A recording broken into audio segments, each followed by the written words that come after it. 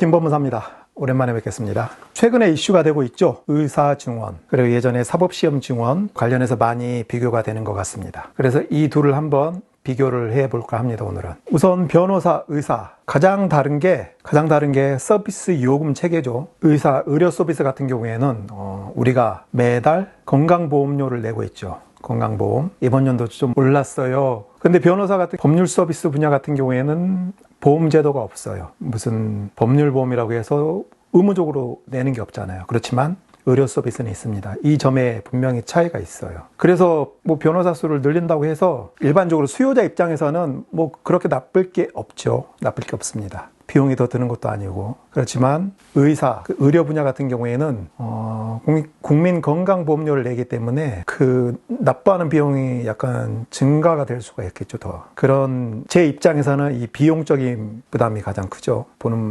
제가 바라보는 시각은 이게 가장 크고, 수가 늘어나면은 그걸 그래도 기본적으로 수가가 나가는데 어느 정도 더 많이 증액이 되지 않을까 싶고, 이제 그 다음에 질적으로 차이가 있다고 그러겠죠. 의사 수를 늘리면 질이 떨어진다. 근데 어느 측면에서는 맞고 또 어느 측면에서는 또 틀리죠. 로스쿨을 도입해서 변호사 수를 1,700명을 뽑고 있지 않습니까, 지금? 근데 로스쿨 같은 경우에는 아예 기존의 제도 자체를 갈아엎었죠. 기존의 사법시험을 폐지하고 로스쿨을 도입하면서 이제 법학 공부, 로스쿨에서 3년만 공부하면 이제 변호사 자격을 주겠다. 그런 취지하에서 변호사가 쏟아져 나옵니다. 1,700명씩.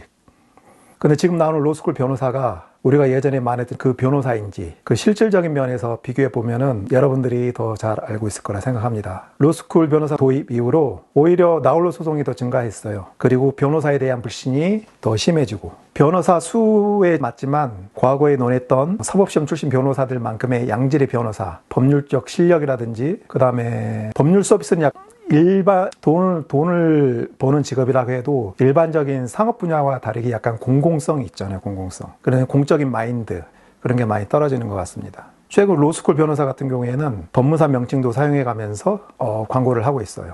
엄밀히 말하면 법무사가 아니면은 법무사 명칭은 사용할 수 없죠. 이에 반해서 의사 증원, 의사는 기존의 그 시스템에서 인원만 늘릴 뿐이죠. 그래서 알기로는 최근에 약 3,000명 정도가 의대 입학 정원입니다. 여기서 2,000명을 플러스 하니까 약 5,000명이 되겠죠. 그래도 기존 3,000명까지는 기존에 있던 그 3,000명 뽑았을 때 그 의사질하고는 차이가 그렇게 크게 나지 않을 거라고 생각합니다. 그렇지만 그 이후 2,000명 추가 인원에 대해서는 약간 차이가 있겠죠. 차이가 있을 겁니다. 그렇지만 별도로 새로운 의학 전문 대학원으로 해서 뭉탱이로 쏟아내겠다, 그런 게 아니잖아요. 사법시험 폐지하고 로스쿨 도입한 것처럼.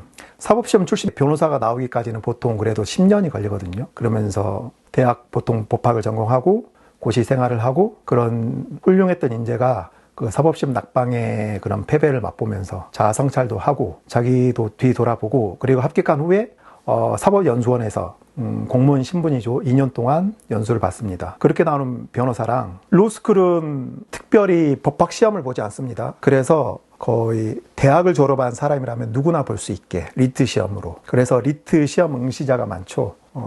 리트 시험의 출제 방향이 4년제 대학을 졸업하면 누구나 풀 수 있게 그렇게 출제를 한다고 합니다.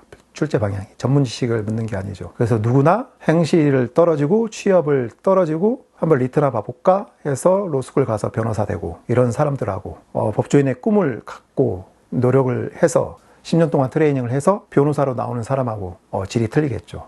의대 같은 경우에는 이런 선발 그 시스템 자체를 바꾸는 게 아니라 인원수만 늘리다 보니까 3,000명까지는, 기존의 3,000명까지는 수준이 비슷하고 그 이후에 대해서는 약간 차이가 있을 수 있겠죠. 변호사업계 같은 경우에도 로스쿨을 도입하지 않고 사법시험 시스템 하에서 인원만 늘렸다면, 합격자 수를 1,000명에서 1,700명으로 늘렸다면 지금 로스쿨 체제보다 더 실력이 그렇게 많이 차이가 나지 않겠죠. 그래서 로스쿨 도입의 장점은 무기평등의 원칙 한 것 같습니다. 노무현 대통령께서. 어차피 사법연수원 나와서 실력 좋은 변호사가 된다고 해도 어차피 일반인들은 선임하기 힘들잖아요. 돈 많은 대기업이나 재벌이나 아니면 이제 자력 있는 사람들이 그런 좋은 변호사를 선임하고, 다른 사람들은 이제 법무사를 통해서 나홀로 소송을 하거나 기타 등등으로 대응을 하니까 아예 어차피 국내법 하에서는 뭐 상대방도 바보, 내 선임된 변호사도 바보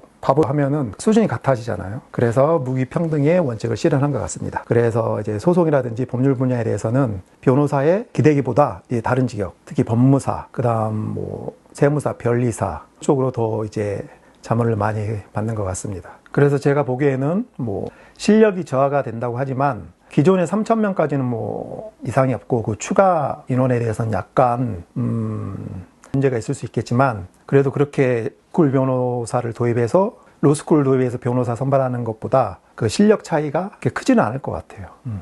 그런데 상상을 초월합니다. 인원 수가 거의 사법시험에서 로스쿨 넘어갈 때 변호사 수 증가시킨 비율하고 거의 비슷한 것 같아요. 그렇지만 이거는 건강보험료를 내기 때문에 이것과 연관이 있잖아요. 치료비는 거의 대부분 제가 오늘 드릴 말씀은 이렇게 1,000명 증원하는 게 옳다 아니다 그러다를 말하기보다 이런 문제점도 있을 수 있겠다라는 그냥 제 개인의 의견이었습니다. 네, 감사합니다. 그럼 다음에 뵙겠습니다. 감사합니다.